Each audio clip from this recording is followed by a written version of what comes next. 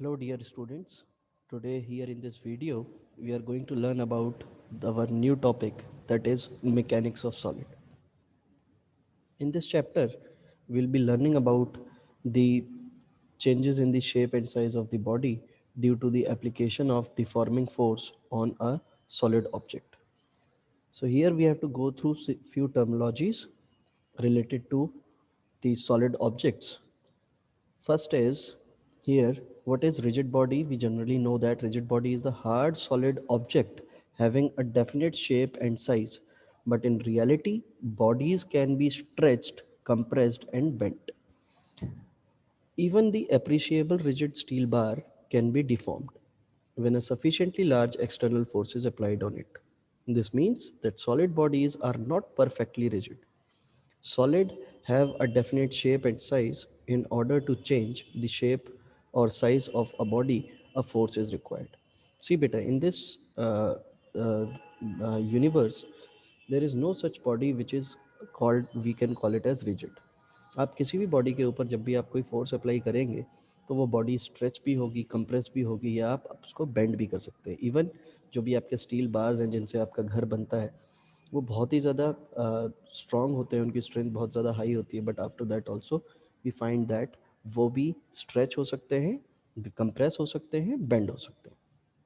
So what is deforming force? Deforming force is the force which produces a large configuration, that is shape or size of the object on applying on it. मतलब deforming force apply करने की वजह से what you will find that body के shape में आपको changes देखने को मिलेंगे, उसके shape और size में आपको change देखने को मिलेंगे, उसके configuration में आपको change देखने को मिलेंगे. जब कभी भी कोई भी बॉडी elongate होती है, compress होती है, bend होती है, तो that property is basically as uh, uh, called as elastic body. So what is elasticity? Elasticity is basically the property of the object by virtue of which it regains its original configuration after the removal of deforming force. See, for example, here I am having a rubber band, और अगर मैं इस rubber band को दोनों direction से पुल करूं with the force F, what I will find कि ये जो रबर बैंड है, इस रबर बैंड के ऊपर फोर्स अप्लाई करने के बाद when I will release it, it snap back to its original length. तो that is called as elasticity. So what are perfectly elastic body? Those bodies which regain its original configuration immediately after the removal of deforming force are called perfectly elastic body. The nearest approach to perfectly elastic body is quartz fibre. आप quartz के जो fibre होते हैं वो एक ऐसी body है जो परफेक्टली इलास्टिक बॉडी होती है. मतलब अगर मान लीजिए पहले वो रबर बैंड 10 सेंटीमीटर का था, मैंने उसके ऊपर कोई फोर्स अप्लाई की और उसके बाद वो दोबारा से अपनी शेप को 10 सेंटीमीटर पर ही लेकर आ जाती है, that is called as perfectly elastic body. What is plasticity? Plasticity वो होगी कि जो अपनी शेप और साइज़ को दोबारा से रीगेन ना कर पाए, ऐसी फोर्सेस को हम क्या बोलें, ऐसी बॉडीज़ को हम, ऐसी प्रॉपर्टी को हम क्या बोलेंगे? प्लास्टिसिटी बोलेंगे. मतलब if a body do not regain its original shape and size completely after the removal of deforming force, immediately after the removal of deforming force is said to be plastic body. तो उसी को हम plasticity बोलेंगे, उसी phenomena को हम लोग plasticity बोलेंगे, उस प्रॉपर्टी को हम लोग प्लास्टिसिटी बोलेंगे. परफेक्टली प्लास्टिक बॉडी क्या है? The body which do not regain its original configuration at all on the removal of deforming force are called perfectly elastic bodies. Putty, paraffins, wax are nearly perfectly elastic body. जो आपके घर में switch boards वगैरह लगे हुए होते हैं, those are called plastic body के. भैया उनके ऊपर अगर आपने फोर्स अप्लाई की तो फोर्स अप्लाई करने के बाद वो ब्रेक हो जाती है, that is called perfectly plastic body. Now the next terminology is stress. If a body get deforms under the action of an external force, then at each section of a body, each section of the body, an internal force of reaction is set up, which tends to restore the body into its original shape. मतलब जब भी आप किसी body के ऊपर एक external force apply करते हैं तो उसका जो हर एक सेक्शन है, उस सेक्शन के अंदर एक इंटरनल फोर्स आती है, जिस इंटरनल फोर्स की वजह से जो भी आपकी बॉडी होगी वो क्या काम करने की कोशिश करेगी? अपने आप को रीस्टोर करने की कोशिश करेगी. मतलब जैसे कि स्प्रिंग थी, तो स्प्रिंग के केस में हम लोगों ने क्या देखा था कि स्प्रिंग के केस में हमने फोर्स अप्लाई की, और फोर्स अप्लाई करने के बाद जब हम इसको दोबारा से फोर्स अप्लाई, जब फोर्स अप्लाई करेंगे तो इसमें आपको क्या दिखाई देगी, एक रीस्टोरिंग फोर्स दिखाई देती थी। वो जो रीस्टोरिंग फोर्स है in the body into its, वही रीस्टोरिंग फोर्स इसको क्या करेगी, ओरिजिनल स्टेट में लाने की कोशिश करेगी। इसी को हम क्या बोलते हैं, स्ट्रेस बोलते हैं। तो इसको आप मैथमेटिकली अगर आप डिफाइन करने की कोशिश करेंगे तो it is defined as the applied force per unit area, मतलब द इंटरनल रीस्टोरिंग फोर्स। जो भी एफ अमाउंट की अगर आपने यहाँ पर फोर्स लगाई तो ऑब्वियसली बात है रीस्टोरिंग फोर्स भी आपको कितने अमाउंट की मिलेगी, एफ अमाउंट की मिलेगी। ये जो रीस्टोरिंग फोर्स है that is equal to the applied force, और इसी को आप जिस भी पर्टिकुलर क्रॉस सेक्शन में अप्लाई कर रहे हैं उसी को हम क्या बोल देते हैं बेटा, स्ट्रेस बोल देते हैं। इट्स यूनिट इज न्यूटन पर मीटर स्क्वायर, और इसको पास्कल भी बोलते हैं, डायमेंशनल फॉर्मूला आपको पता है। स्ट्रेस की अगर हम बात करें तो यहाँ पर 3 टाइप के स्ट्रेस मिलेंगे आपको। सबसे पहला है आपके पास लॉन्गिट्यूडनल स्ट्रेस। तो लॉन्गिट्यूडनल स्ट्रेस क्या होता है, if deforming force is applied normal to the cross area of cross section then the stress is called longitudinal stress. मतलब ये आपके पास एक रॉड है, इस रॉड के बिल्कुल परपेंडिकुलर डायरेक्शन में आपने क्या काम किया, डिफॉर्मिंग फोर्स अप्लाई की।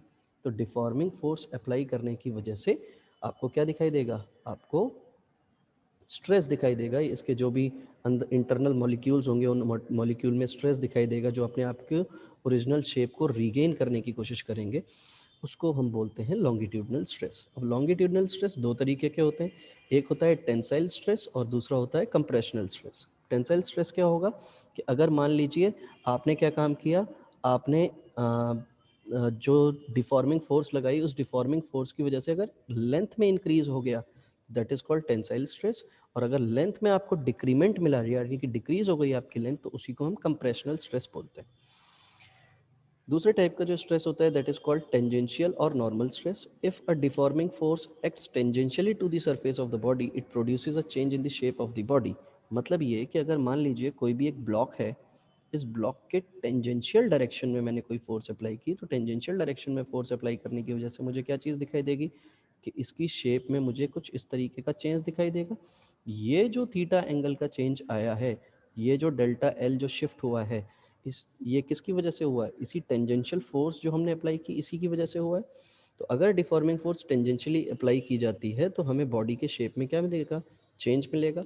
और वही जो चेंज होगा, वही टेंजेंशियल फोर्स जो हमने अप्लाई की है एक पर्टिकुलर एरिया पर, वही हमें क्या दे देगा, टेंजेंशियल स्ट्रेस। मतलब formula is going to remain same, कि स्ट्रेस का फार्मूला हर जगह पर आपको फोर्स अपॉन एरिया ही मिलेगा। नॉर्मल स्ट्रेस क्या होगा कि अगर मान लीजिए बॉडी जो है वो यूनिफॉर्म फोर्स लग रही है हर एक साइड पर, मतलब अगर मान लीजिए ये ब्लॉक है, इस डायरेक्शन में, इस डायरेक्शन में, इस डायरेक्शन में, हर डायरेक्शन में आप इक्वल अमाउंट की फोर्स अप्लाई कर रहे हैं, तो इस अप्लाइड फोर्स अप्लाई करने की वजह से जो स्ट्रेस आएगा that stress is called normal stress. Strain क्या होता है, स्ट्रेन होता है जो भी आपके चेंज हुआ है कन्फिग्रेशन में, जो चेंज हुआ है, फ्रैक्शनल चेंज आपको जो देखने को मिला है that is called strain. When a deforming force acts on the body undergoes a change in its shape or size. The fractional change in configuration is called strain. तो strain का सीधा सीधा फॉर्मूला है अपने पास, mathematically we can defined it as the ratio of change in dimension upon original dimension. इसकी कोई unit नहीं होती है, it is a dimensionless quantity.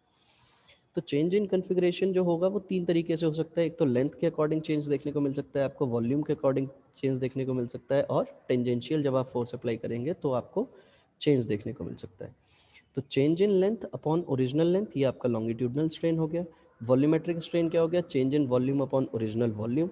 Shearing strain जो होगा दैट इज, इसको हम टेन थीटा से डिफाइन करेंगे, और ये जो मिलेगा आपको, ये आपको मिलेगा डेल्टा एल बाई एल देखने को। मतलब जो भी आपके शेप में चेंज आया, जो भी आपके थीटा का जो चेंज आपको यहाँ पर इस वाले केस में जो देखने को मिला है that is called shearing strain.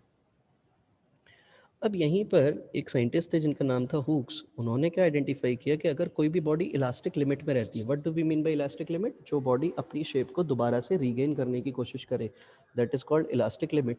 In that case what will find is कि जो भी हमारी स्ट्रेस होगी that stress will be directly proportional to strain, that is stress is directly proportional to strain देखने को मिलेगा।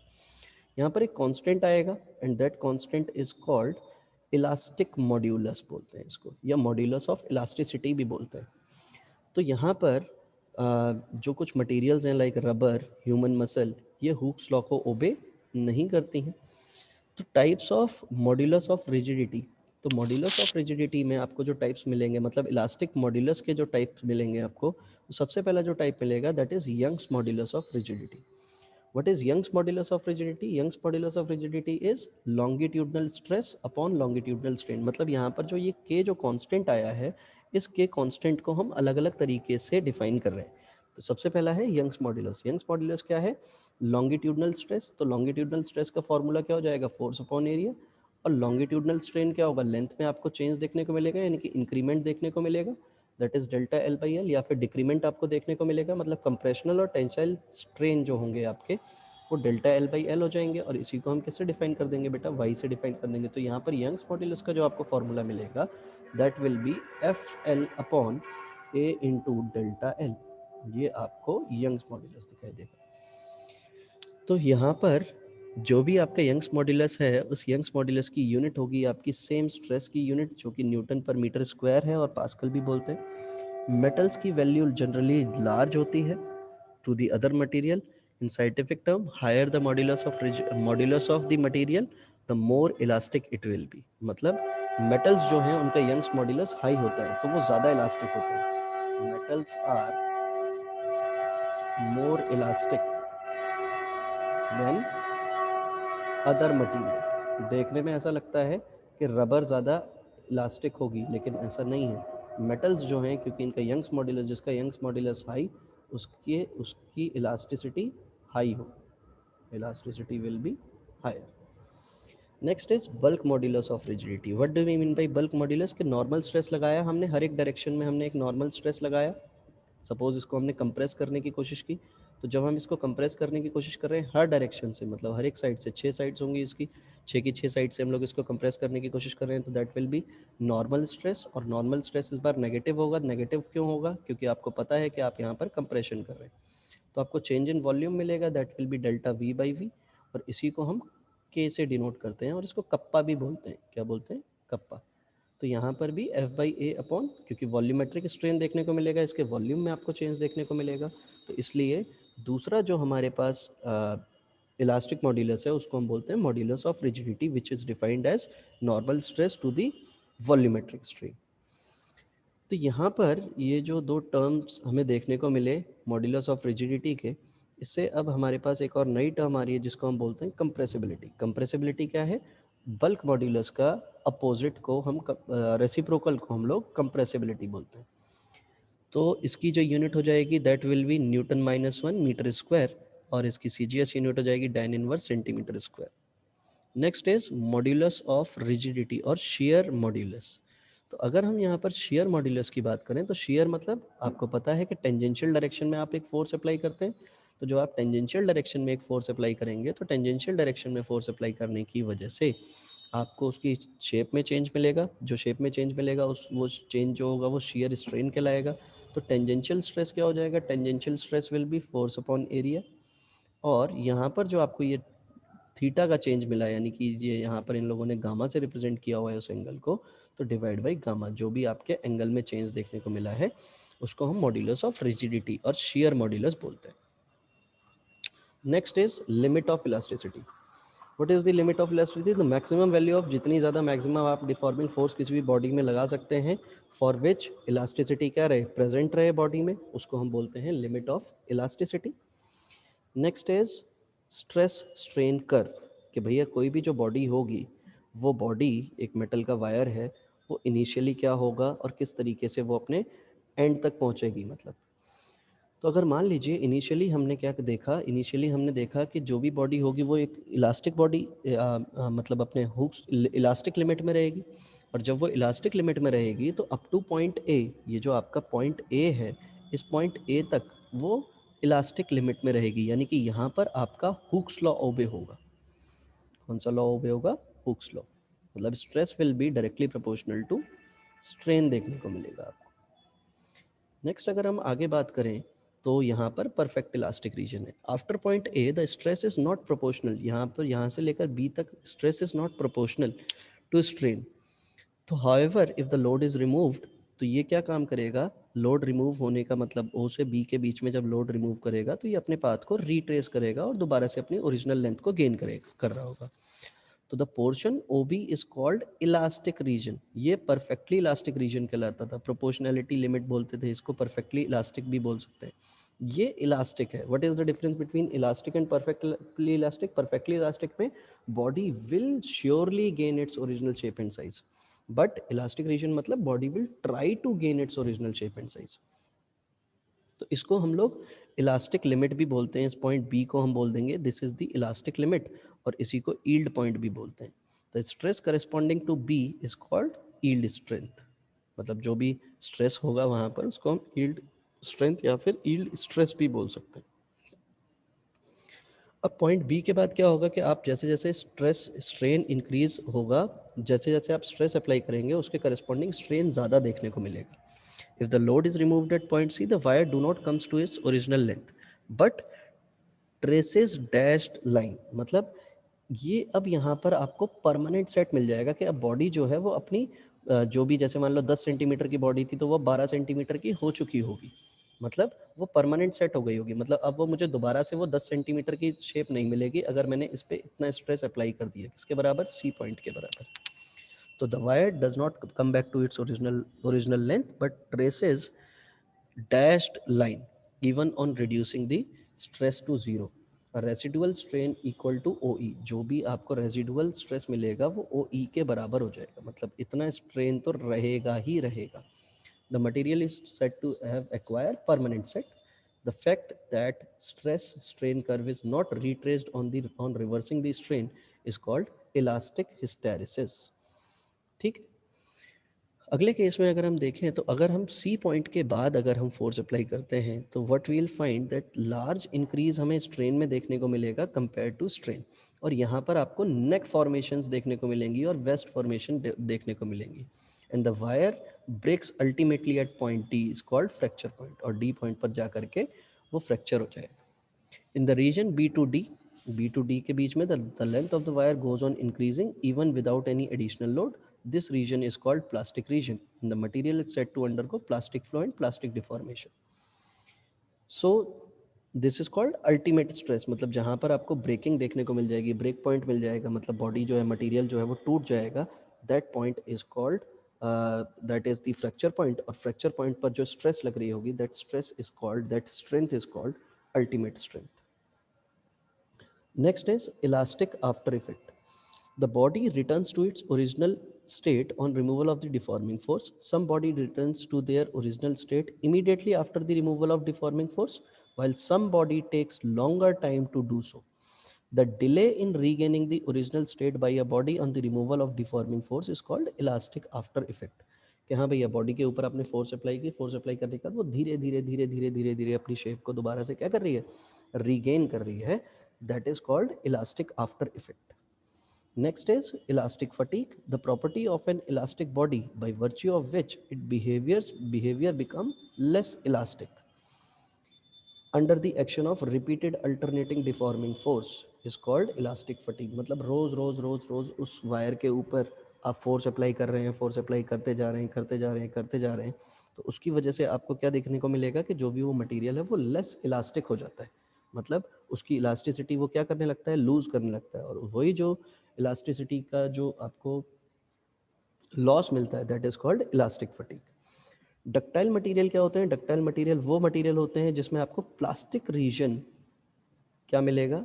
लार्ज प्लास्टिक रेंज मिलेगा, that is called ductile material. भैया डक्टाइल मटेरियल मतलब which can be drawn into thin wires, तो thin wires में वही material आप ड्रॉ कर सकते हो, बना सकते हो जिनके पास प्लास्टिक रीजन ज़्यादा होगा, मतलब उसको खींचा वो उतना ही रह गया, और खींचा उतना ही रह गया, और खींचा उतना ही रह गया। Those materials are called ductile material. For example जैसे कि आपका गोल्ड होता है, गोल्ड से आप 1 ग्राम गोल्ड से ही आप रिंग बनवा लेते हैं, आप 10 ग्राम गोल्ड से आप बहुत अच्छी सी चेन बनवा लेते हैं, तो वो मटेरियल क्या है? डक्टाइल मटेरियल है कि उसको आप थिन वायर में वो प्लास्टिक रीजन में आप उसको पुल करते हुए जा सकते हैं। तो कॉपर है, सिल्वर है, आयरन है, एल्यूमिनियम है, ये सब डक्टाइल मटेरियल कहलाते हैं। मटेरियल जिनके पास प्लास्टिक रीजन क्या होगा? प्लास्टिक रीजन कम होगा, मतलब वो भैया मटेरियल को जैसे ही आपने स्ट्रेस लगाई बियॉन्ड देयर इलास्टिक लिमिट, वो मटेरियल क्या होना शुरू हो जाएंगे? ब्रेक होना शुरू हो जाते हैं। Those materials are called brittle material. तो for example cast iron, glass, ceramics, इनको हम ब्रिटल मटेरियल बोलते हैं.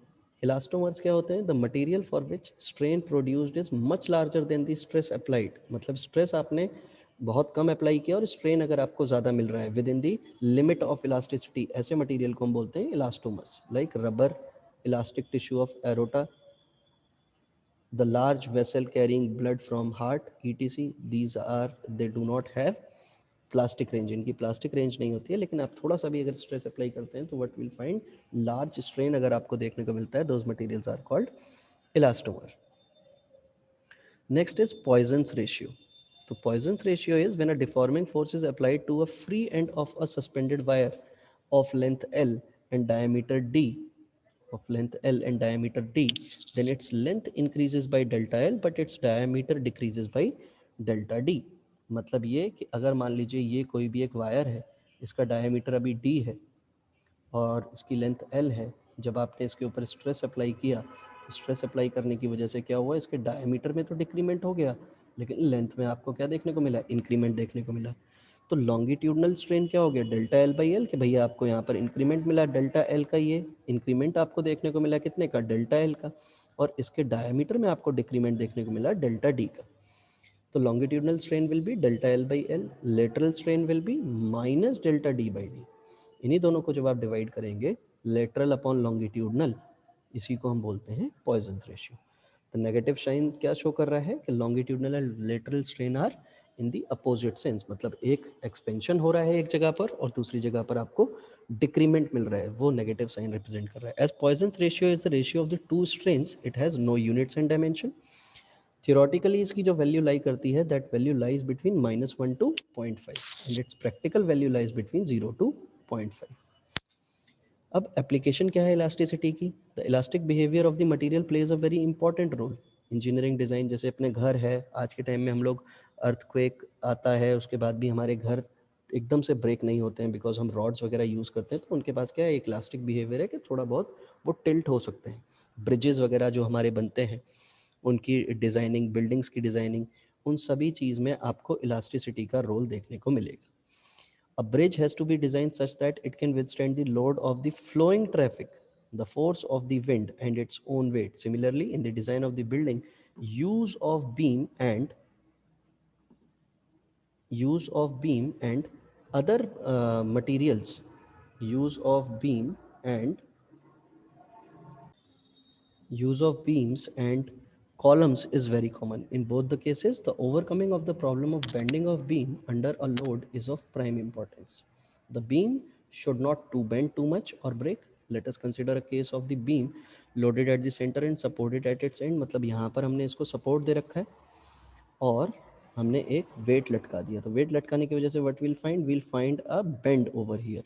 अ bar of length L, width B, depth D, when loaded at the center of the weight sags by an amount. इस amount से वो sagging देखने को मिलेगी. सैगिंग मतलब बेंडिंग. ये जो बेंडिंग देखने को मिलेगी वो इतनी की बेंडिंग देखने को मिलेगी. Bending can be reduced by using a material with a large Young's modulus. Depression can be decreased more effectively by increasing the depth D rather than the breadth B. But a deep bar has a tendency to bend under the weight of the moving traffic. Hence, a better choice to have a bar of L shape cross section. This section provides a large load bearing surface and enough depth to prevent bending. Also, this shape reduces the weight of the beam without sacrificing its strength and hence reduces cost. So this is all about your mechanics of solid. One derivation is there which we have to study, and that we'll study in the live class, that is elastic potential energy of a stretched wire. So thank you so much and God bless you all.